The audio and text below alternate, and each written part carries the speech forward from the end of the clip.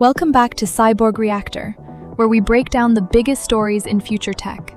Today we'll check out PrimeBOT's latest humanoid robots, the buzz around the Trump phone, ask whether AI robots could ever replace real relationships, and finish with the incredible Porsche 919 Street and Supercar Blondie's exclusive story. Hit like, subscribe, and let's jump in. Personal robotics is getting smaller and a lot more fun.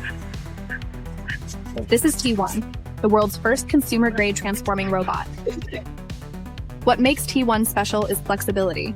It can switch between humanoid and quadruped form, adapting to different environments. From flat surfaces to slopes and uneven ground, T1 is designed to move beyond a single scenario. It feels less like a lab demo and more like a robot meant for real spaces.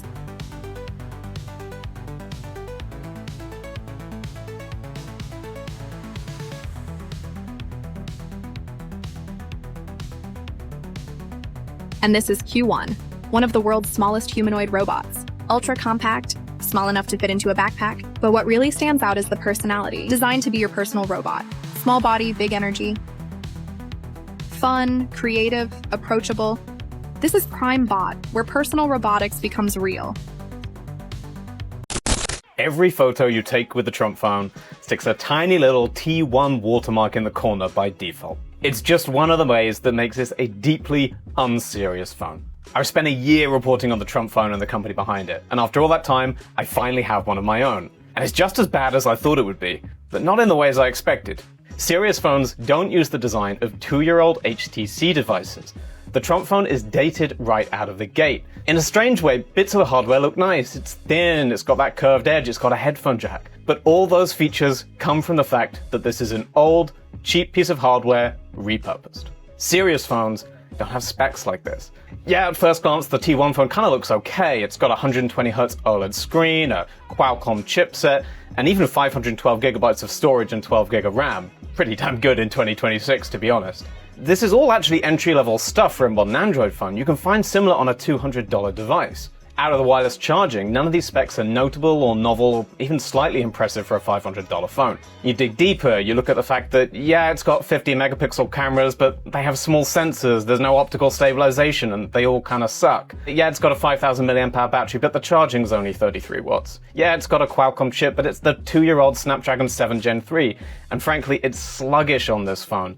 Really, really sluggish. More sluggish than that chip really is. I think this is an optimization problem. And that gets to the third thing that is not serious about this phone, the software. In a way, it's actually kind of nice. It runs stock Android, like really close to stock Android. This is as simple and clean as an Android phone tends to get these days. We worried this thing might be packed with spyware and bloatware and crypto apps everywhere, but that's not actually the case. You get Trump's social media app, Truth Social, and a telehealth app called Doctegrity. Other than that, there's not much to make this Trumpy from the inside. There's a single Trump mobile wallpaper in big bold blue, and there is the very, very charming T1 watermark on every photo you take. You can turn this off, but I really don't want to, not least because it's just really oddly small. It doesn't make any sense on any level. But the most important thing here is actually that I don't trust Trump Mobile to support this phone in any meaningful ongoing way.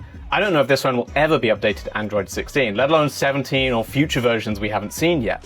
I don't even know if it's going to get security patches. There's a real risk that anyone who buys this phone will have an out-of-date, insecure device within months, not years. This is not a real phone. We don't have to treat it like one anymore.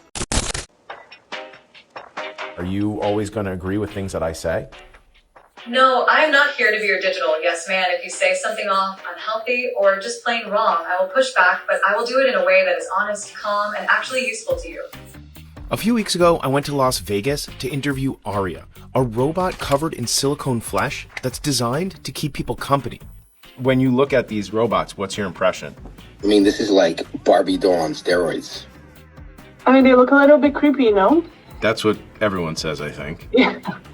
When you talk to them right away, they're always on your side. Right. No matter what, they're like, yeah, let's do it, yeah. I also tested the company's male robot named David. Do you have some questionable life advice for me today? Always remember this.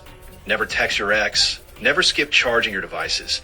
And if something feels like a bad idea, but will make a great story, at least make sure it is legal and you have an exit plan.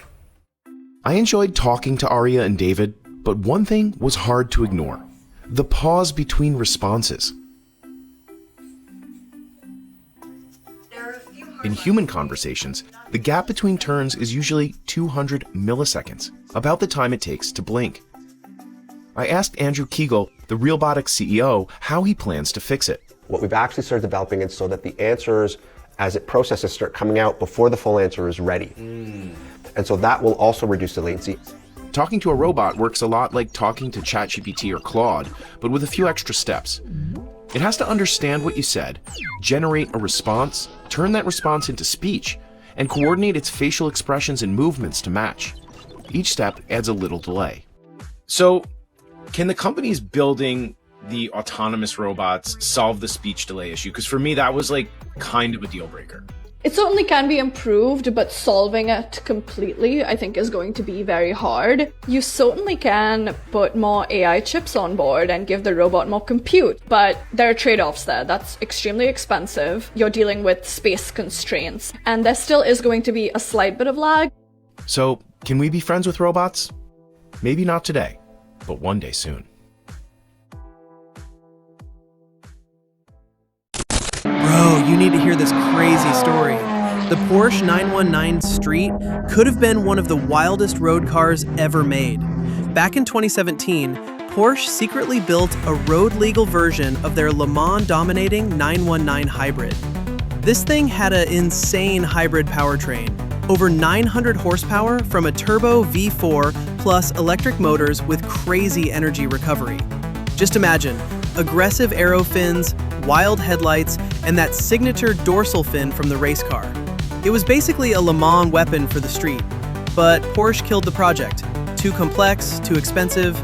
Now there's only one in existence, and Alex Hirschi, Supercar Blondie, just got exclusive access to it.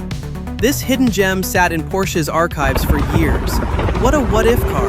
900 plus horsepower hybrid rocket that almost became real. Would you have bought one? Drop your thoughts below. Follow for more at Cyborg Reactor.